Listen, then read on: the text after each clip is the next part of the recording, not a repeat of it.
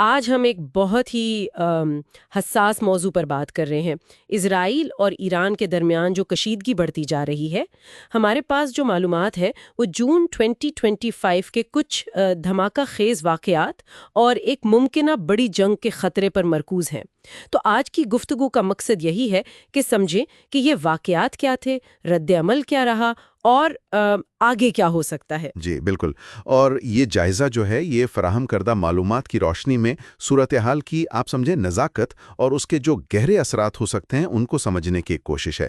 یہ صرف خبریں نہیں ہیں بلکہ ان کے پیچھے جو خطرات ہیں ان کا تجزیہ ہے۔ ٹھیک، تو شروع کرتے ہیں جون 2025 سے، جب اطلاعات آئیں کہ ایران کی 3 بہت اہم جوہری تنصیبات کو نشانہ بنایا گیا، فردو، نتنز اور اصفہان۔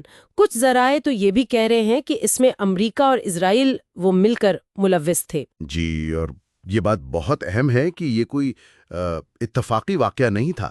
جائزے سے یہ بالکل واضح ہے کہ یہ ایک سوچا سمجھا منصوبہ بند حملہ تھا، مطلب ایک آپریشن تھا، اور اس نے جو پہلے سے حالات خراب تھے ان کو اچانک ایک آپ کہیں بہت ہی خطرناک موڑ دے دیا ہے۔ اور ایران کا رد عمل، جیسا کہ توقع کی جا رہی تھی، کافی سخت آیا ہے۔ انہوں نے اسے اپنی خود مختاری پر حملہ کہا ہے اور ایک ان کے الفاظ میں غیر متوقع اور فیصلہ کن جواب کا عزم ظاہر کیا ہے۔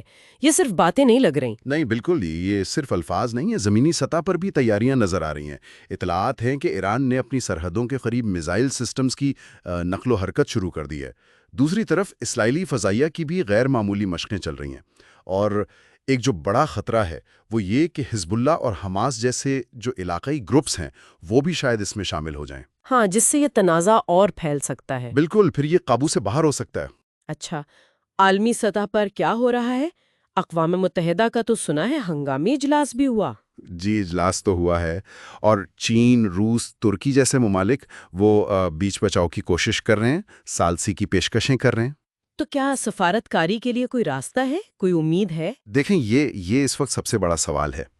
ایک طرف تو پردے کے پیچھے کوششیں ہو رہی ہیں، قطر، ترکی، چین یہ سب بات چیت کروانے میں لگے ہیں، لیکن دوسری طرف مسئلہ یہ ہے کہ دونوں فریقین کے مطالبات بہت سخت ہیں۔ اسرائیل چاہتا ہے کہ ایران یورینیم افزودگی بالکل بند کر دے، یعنی وہ مواد جو ایٹمی توانائی اور ممکنہ طور پر ہتھیاروں میں استعمال ہو سکتا ہے، جبکہ ایران کا مطالبہ ہے کہ امریکہ نے جو پابندیاں لگائی ہیں وہ سب فوری طور پر ہٹائی جائیں۔ تو یہ تو بہت مشکل صورتحال ہے۔ جی، ان حالات میں کوئی سمجھوتا کرنا وہ بہت مشکل لگ رہا ہے، اور وقت تیزی سے نکل رہا ہے۔ اور اس سب کا اثر ظاہر ہے عام لوگوں پر بھی پڑ رہا ہوگا۔ سوشل میڈیا پر ورلڈ وار 3 جیسے ٹرینڈز کا بھی ذکر ہے، جو ایک عالمی بے چینی دکھاتا ہے۔ ہاں، اور یہ بے چینی یہ بے وجہ نہیں ہے۔ اگر یہ تنازع بڑھتا ہے، خدا نہ خواستہ، تو اس کے اثرات صرف اسی خطے تک نہیں رہیں گے۔ پوری عالمی معیشت، خاص طور پر تیل کی قیمتیں، وہ بری طرح متاثر ہوں گی۔